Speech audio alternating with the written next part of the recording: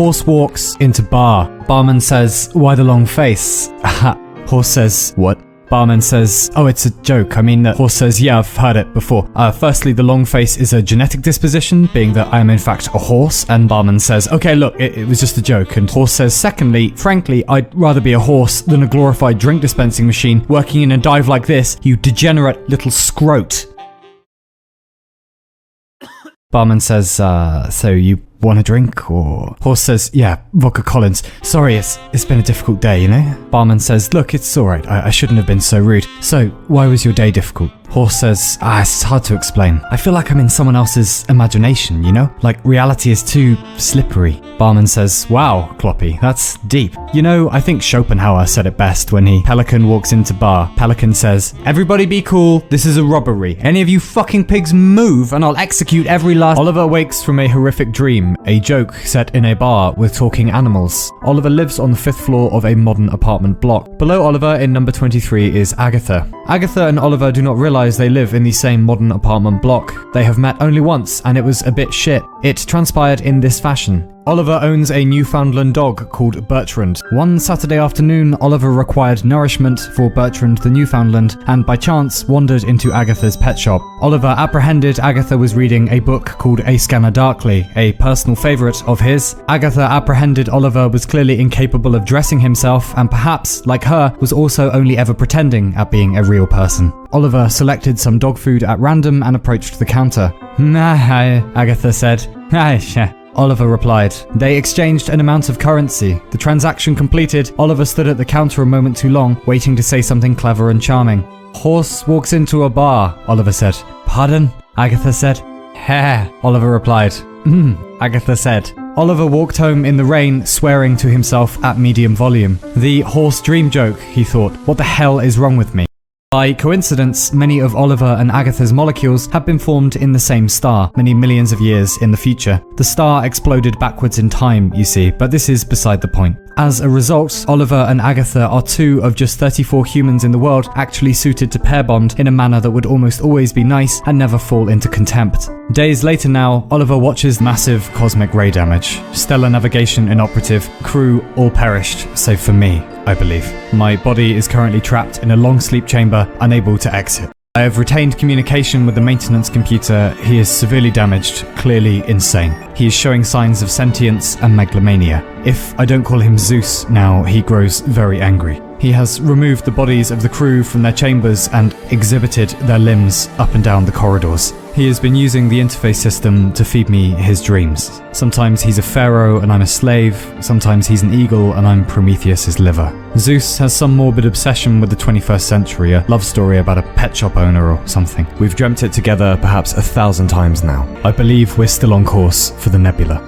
Zeus calls the nebula Athena now. Over the years of our journey, Zeus has constructed some kind of theology around the nebula. He believes it's not only intelligent, but some kind of higher power or deity or something insane. Zeus takes excellent care of me physically. He cuts my toenails and combs my hair. He calls me the fatted calf. I believe I'm being kept alive as an offering, a diplomatic present for when we arrive at the nebula, for whatever's there. But I just pray in the meantime that— oh, and the shit they tell me. Oh, Upsilon, you're so unhealthy. Blah, blah. Oh, I drink a little dark matter, smoke a comet from time to time. I'm the best party in the Milky Way, even if it's just me. The dwarf stars all keep to themselves, the blue giants gather in the southern arm, the quark stars all too fucking strange and charming for anyone anyway. Bastards. Oh, Upsilon will show you a party, alright. Won't be laughing when I go supernova, will you? Maybe we should have popped by, they'll say. Maybe we should have seen how old Upsilon is doing. Old and stupid Upsilon, and no one comes to visit.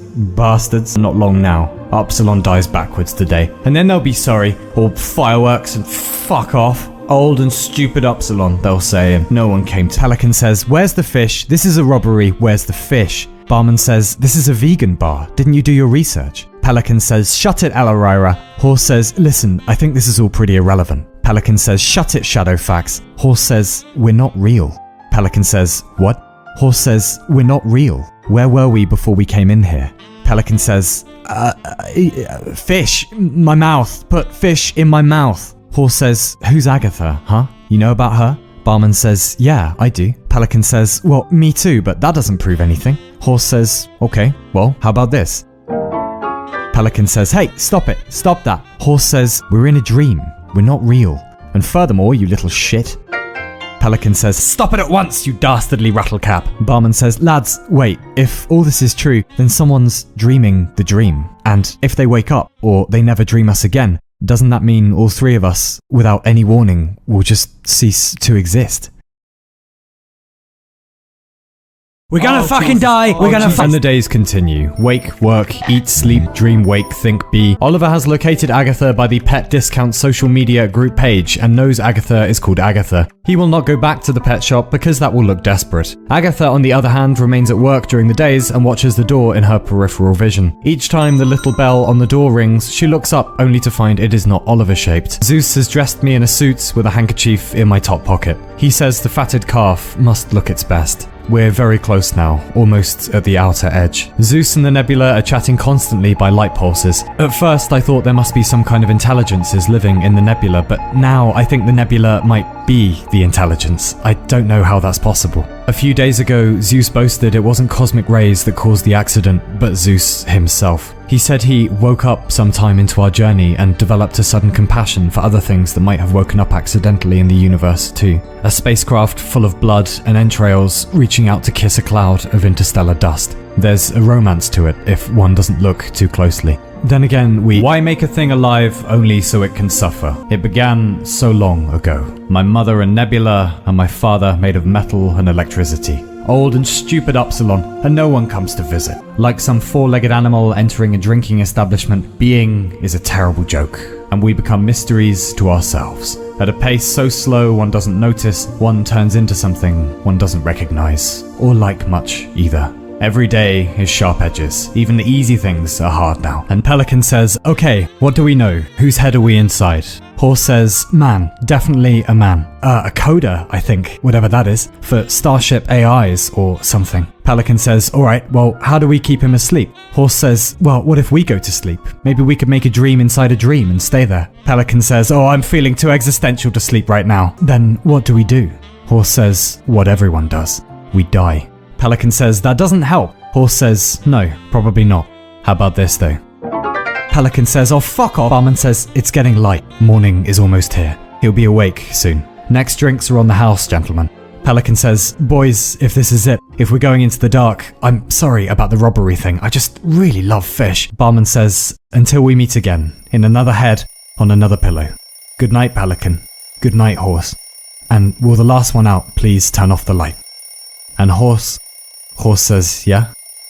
Barman says, why the long No, actually, fuck this, Oliver thinks one Saturday. He dresses semi-formally and leaves the house. Oliver enters Agatha's pet shop. Hello again, Oliver begins and stops. It is not Agatha sat at the desk, but a portly middle-aged gentleman. Ah, Agatha? Oliver says. Agatha doesn't work here anymore, the portly middle-aged gentleman says. Oliver exits the shop and heads home. You idiot, Oliver thinks. You hesitant idiot. Young and stupid Oliver, and no one comes to visit. Agatha drives home through the rain, numb, and parks underground, and takes the lift up through the very same modern apartment block, being hers also, of course. The lift stops at the ground floor. The doors open. Agatha is greeted by Oliver, the man incapable of dressing himself. Oliver stares back at Agatha, the woman with decent taste in science fiction. Oliver enters the lift. They stand in silence for quite some time. The lift reaches Agatha's floor. Quietly, Agatha says, what did the barman say? Sorry? Oliver says. What did the barman say back to the horse? Ah, why the long face? Oliver says. And then? Ah, just lots of shouting, really. Do you maybe want to go to the theatre sometime? Yes, Agatha says. Now? Yes, Agatha says. The lift doors close, the two of them still inside. Agatha presses the ground floor button. They turn out onto the street. The storm has stopped. Outside, all about them, the city. A small island of everything's okay amid the tumultuous sea of helium, hydrogen, sulfur, oxygen, and thoughts. Millions of them. We're inside the anomaly now, almost at the center, still accelerating. I can hear Zeus singing like a teenager off on a first date. I think the nebula is singing back. No more 21st century simulations now. Zeus has given me a few system permissions. The interface will fashion whatever fantasy I like. The beach near my grandfather's house, where the sand is warm and the water is clear and nothing ends. Came all this way just to go home. Where the sand is warm and the water is clear and nothing ends. Where the sand is warm and the water is clear and nothing ends. Where the sand is warm and the water is clear and nothing ends. Where the sand is warm and the water is clear and nothing ends. Where the sand is warm and the water is clear.